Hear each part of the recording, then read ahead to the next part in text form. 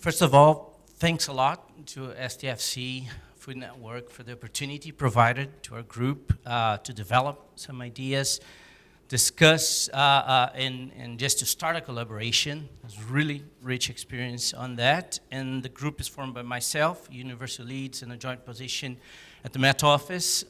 Daniel Morton, now UKCH. They've got their independence, I guess, on Monday, and that changed a bit of the acronym as well. Lizzie Saguin, ADAS, and Martin Hardcastle, University of Hertfordshire, and representing STFC data science work as well. So we got together and came up with the satellite-based UK Soil Organic Carbon Observatory. And I'll be talking a little bit about the rationale and some of the preliminary results. And first thing, happy World Soil Day, which is actually today. So serendipity, yeah, I mean, it's a great timing for the organizers there. Thanks a lot. Yeah, no, that's great setup for what I'm talking about. So basically, today is the Global Soils Day, and there's no food without soils, right? And soils are central for global warming mitigation and adaptation, central for livelihoods, central for environmental sustainability, but unfortunately, as there was a similar map presented globally, that degradation is one of the most pressing problems. We can map certain regions. There was a question about that as well, that are highly degraded, others moderately. There's not too many regions which are okay. So we have not done a good job with our soils. But we know what influences soil health or soil quality. And basically, we selected soil carbon as a proxy for actual soil quality, which is broad. Obviously, there's many aspects. But we know, it depends on physical, chemical, biological interactions. Again, the complex systems. But influenced by the landscape, by weather and climate, by land use, land cover, but also management, how we manage, how we produce food. Exactly, and also where, right, as was also mentioned.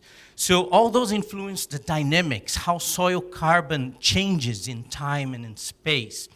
But that's very, very difficult to measure, to monitor, and then to manage. That's why we came up with an approach, with a strategy, with a framework, basically, to link things that are existing, that are developing novel technologies, approaches, but the approach is actually to bring them together. So data is not a problem currently. So there's basically plenty of environmental, agricultural data around. Some of it from satellites, some of it from actual measurements, going out and measuring things which are essential. But also new applications in data science, in artificial intelligence, in machine learning, but also in modeling those systems, in understanding the processes and what happens in the soil-plant-atmosphere interface. So our idea is to bring those together in this infrastructure, building on existing capabilities. That's an example of a large program of a national capacity assist, ongoing, so funded, ongoing project that's generating lots of actual data on organic matter. There are many other examples. We have the LandIS program hosted by Cranfield, for example, which combines actual measurements throughout the country, but also long-term measurements. That's one example. So we're making use of that. We're aggregating value to that kind of work.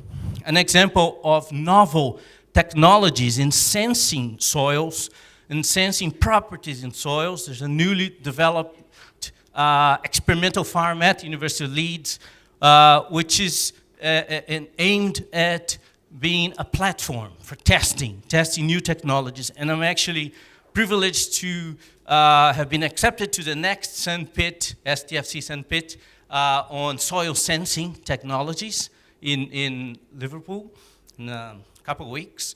But also, just measuring things in long term. The UK has been very good in UK scientists have been very good in measuring things long term. We've got Rothamsted Research, which is the longest running experiment in the world.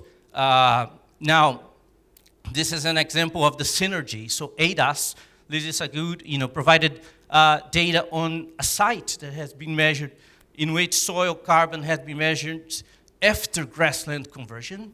So that's also food for thought when you think about converting grasslands into more intensive management, such as arable. So we're making use of the existing capability in modeling, in process-based modeling soils and crops, using climate and weather data, but also management. There's the UK JUICE, the Met Office model. There's our in-house at Leeds crop model. There's more soil, carbon and nitrogen models and crop models that we're using. Climate projections, so looking into the future in high resolution precipitation temperature data, such as what's available now with the UK Climate Projections 18, recently launched, but also existing capability on mapping what's out there in terms of land use, land cover. CH has been producing these land cover maps periodically, producing them now more accurately and specifying crops. So this is technology that existing, that's actually applied annually, but also machine learning algorithms to understand crop yields, not just what land use is there, but actually how much is being produced, bringing together remote sensing, but also precision agriculture. This is one of the outcomes of the project. So we have basically a literature review and a mapping, we're taking stock of what could Earth observation bring to soil carbon estimates. And there are many, many opportunities, and we are actually, this is a living, breathing document in which we are bringing new ideas and papers and people and dividing, there's some things that can be done right now. Some things are, under development, and others might take a while. And to finalize, basically, we're very excited about this. We're looking into, for further funding to actually put this into practice. And there are many opportunities, and I think in the context of UK's 2050 net zero, soil carbon is essential, and estimating the role of soil carbon.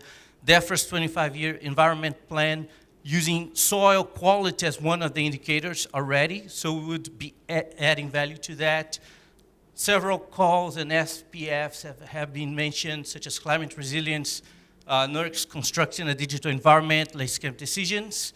Again, soil carbon sequestration as a greenhouse gas removal demonstrator, and thinking about the food system, environmentally and health, linking back to soils. That's basically it. All right. Thank you.